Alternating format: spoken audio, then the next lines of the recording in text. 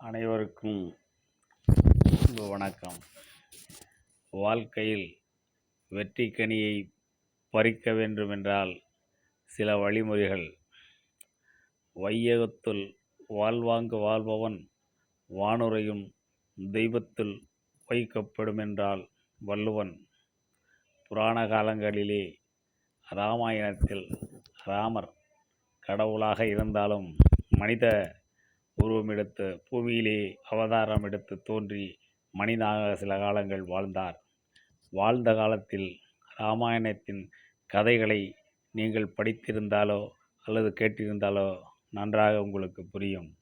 ஒரு எறும்புக்கு கூட துரோகம் செய்யாத அளவு அவரை எதிர்த்து வருபவர்களையும் தாழ்ந்து முயன்ற கூடிய அளவில் முயன்று முடியாத பட்சத்தில்தான் அவர்களுடன் போர் புரிந்து அவர்களை வென்றார். அதாவது துஷ்டர்களை, அரக்கர்களை. அப்படி இந்த உலகத்திலே வாழ்வாங்கு வாழ்வான் வானுரையும் தெய்வத்தில் வைக்கப்படும் என்ற குறளுக்கு எடுத்துக்காட்டாக வாழ்ந்தவர் ராமர்.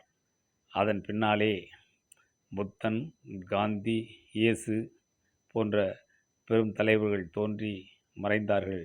அவர்களும் தெய்வத்துக்கு ஒப்பாக கருதப்படுகின்றார்கள். அதிலே வள்ளுவரும் ஒருவர்.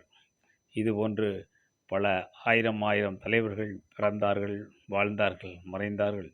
இருந்தாலும் மறைந்தாலும் பேர் சொல்ல வேண்டும், இவர் போல யாரென்று ஊர் சொல்ல வேண்டும் என்று வாழ்ந்த சமயத்திலே மறைந்த புரட்சித் தலைவர் அவர்களும் எல்லோருக்கும் எடுத்துக்காட்டாக வாழ்ந்தார்கள்.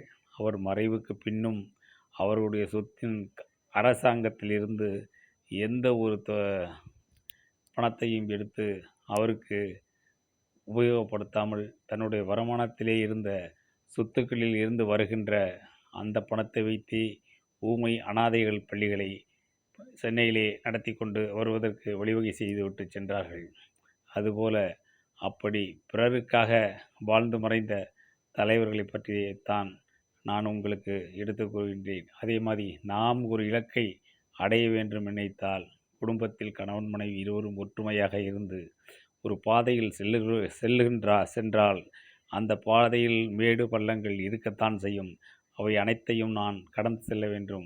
வாழ்க்கையிலே 1 முதல் 9ஆம் வகுப்பு வரை ஆல் பாஸ் செய்து விடார்கள். வாழ்க்கையில் அப்படி ஆல் பாஸ் செய்ய முடியாது. பப்ளிக் எக்ஸாம் என்று 10th வைக்கின்றார்களே, அதுபோல் வாழ்க்கையில் நடக்கின்ற அந்த பப்ளிக்கில் நீங்கள் வெற்றி பெற வேண்டும். வெற்றி பெற்றதான் பப்ளிக்கில் பள்ளியில் வெற்றி பெற்றால் பிறகுதான் கல்வியில் முதலிடத்திற்கு செல்ல முடியும். இல்லாவிட்டு கல்வி அதோட அந்த கல்வியை இழந்து 10ஆவதிலே வெற்றி பெற்று செல்லாவிட்டால் பட்டங்கள் பெற முடியாது. அதுபோலதான் நாம் செல்கின்ற இலக்கை எவ்வளவு துயரங்கள், எவ்வளவு போராட்டங்கள் வந்தாலும் கடைசி வரையிலையும் முயன்று வெற்றி கண்ட வேண்டும். அப்படி வெற்றி கண்டால் நீங்கள் இந்த உலகத்திலே வாழ்வாங்கு வாழலாம், வானுலகும் வாழலாம். உங்களுக்கு பின்னாலும் இந்த புகழ் இருக்கும். எனவே ஒவ்வொருவரும் தன் வாழ்க்கையில் தன் இலக்கை அடைவதற்கு எவ்வளவு துயரங்கள் வந்தாலும் முயன்று அதை வெற்றியாக காணுங்கள் என்று சுருக்கமாக கூறி முடிக்கின்றேன். இதன் அடுத்த பகுதியை அடுத்த வீடியோவில் உங்களுக்கு நான் நினைவுபடுத்துகின்றேன்.